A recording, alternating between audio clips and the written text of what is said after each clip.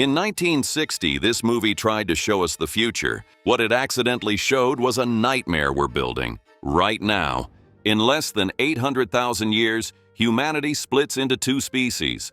One lives above ground, supposedly peaceful and harmless. The other is buried underground, running an entire system too dark to describe. Industrial, intelligent, predatory.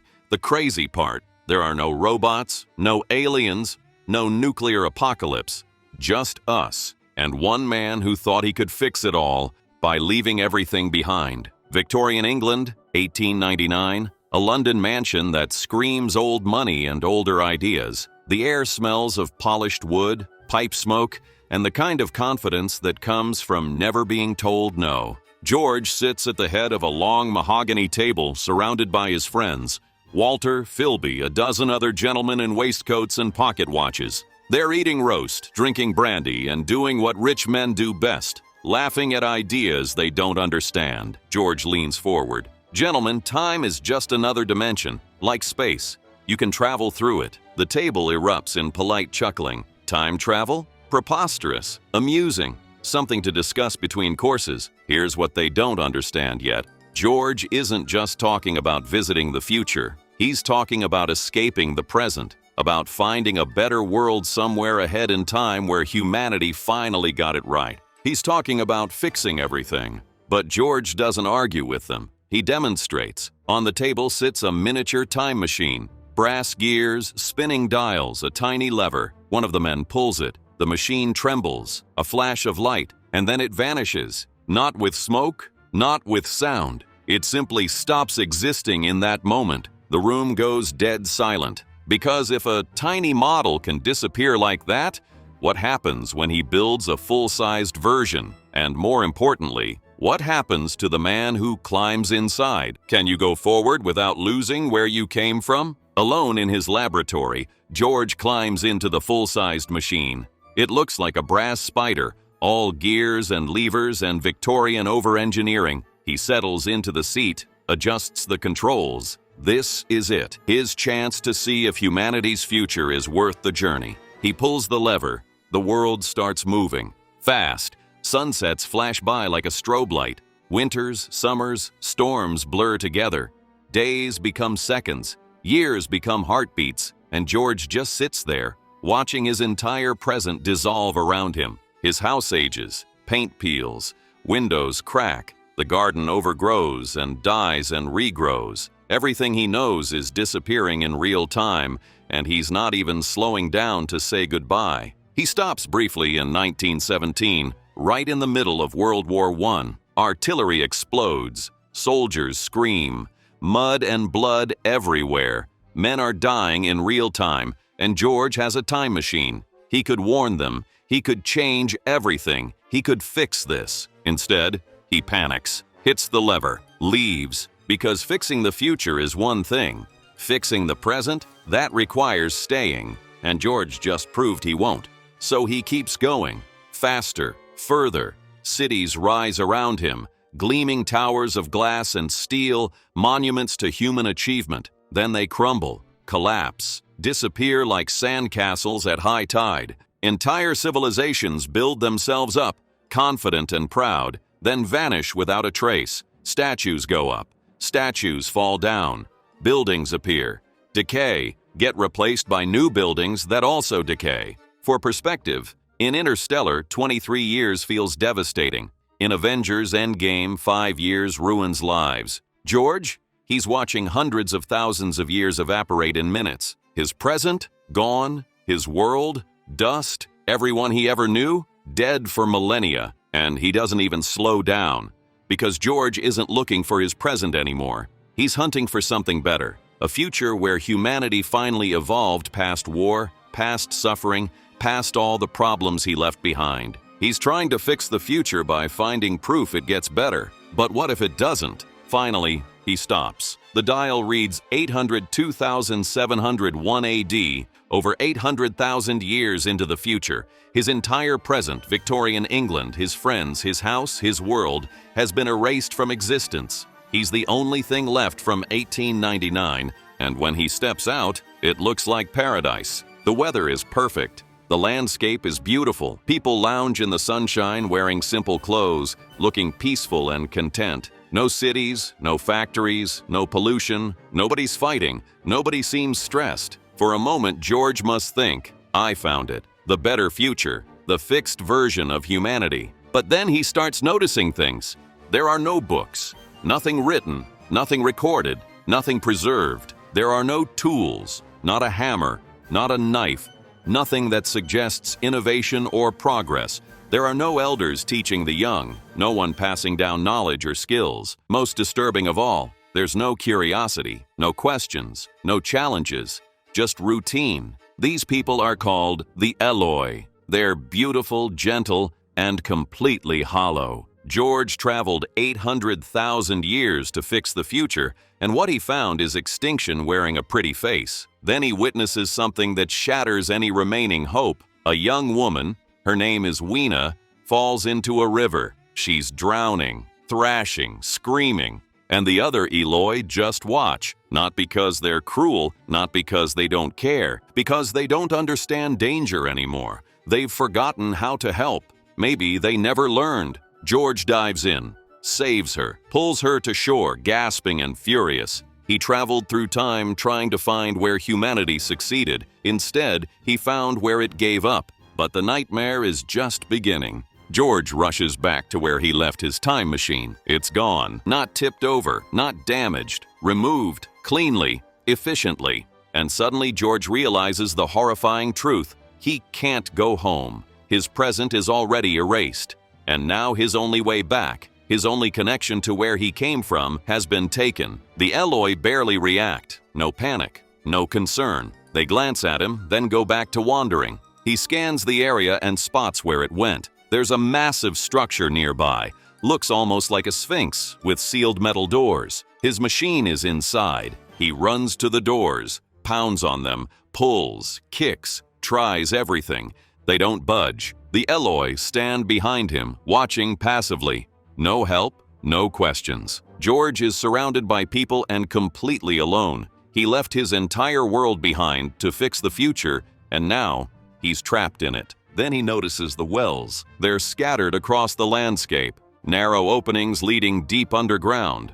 Dark, functional, and suddenly, everything makes sense. The doors are sealed because that's not the entrance. The wells are. George tells Weena to wait and starts climbing down, into the dark, into the unknown, into the world beneath the paradise. That's when the siren hits. And here's the detail that matters. George recognizes it. This isn't some alien sound. It's an air raid siren, the same kind used in wartime Britain, the same kind that sent people scrambling during World War I, the war he witnessed and ran from. The past isn't erased. It's echoing. He looks up.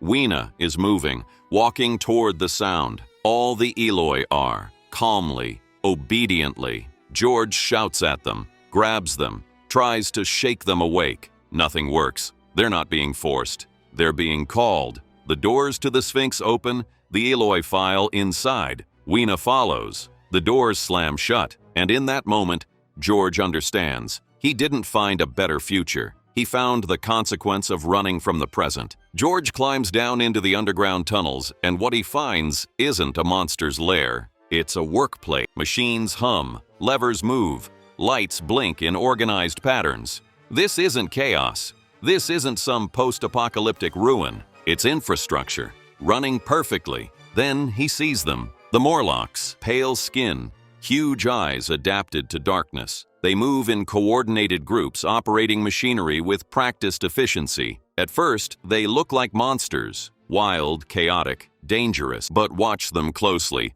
They're not attacking randomly.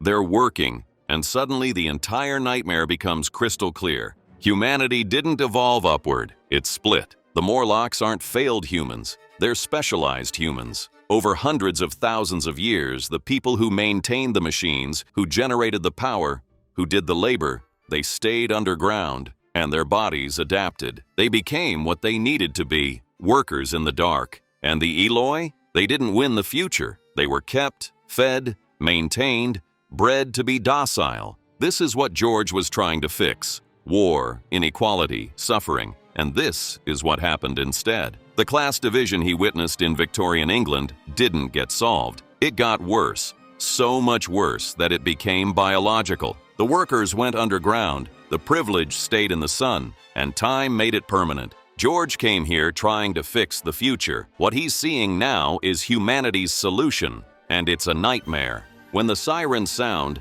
the Eloi walk calmly into the Sphinx because fear was bred out of them. Curiosity was bred out. Resistance was bred out. They're not walking to their deaths. They're fulfilling their purpose. This is factory farming. Efficient, emotionless, routine, and the Morlocks didn't overthrow anyone. They didn't invade. They didn't start a war.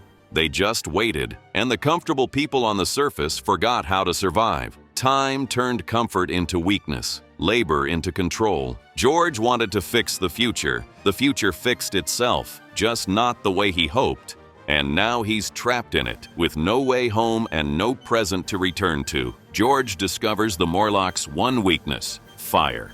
Not strength, not technology. The oldest tool humanity ever had. So he grabs a torch and storms the underground lair. The Morlocks scatter, recoil, retreat. He finds cages filled with Eloi waiting patiently for processing. He frees them, pushes them toward the exit, expects them to fight back. They don't. Freedom doesn't trigger rage or relief. It triggers confusion. Even when the cages open, most of the Eloi just stand there. But then, barely, faintly, something shifts. A few Eloi start moving faster. One or two step between George and the Morlocks. They stumble, falter, look terrified. But for the first time in centuries, the Eloi show a glimmer of survival instinct. George uses fire to force an escape to the surface, but the flames spread beyond his control. What starts as a defensive weapon becomes a wildfire. And Weena, gentle, trusting Weena, gets lost in the chaos. She doesn't make it out. George escapes.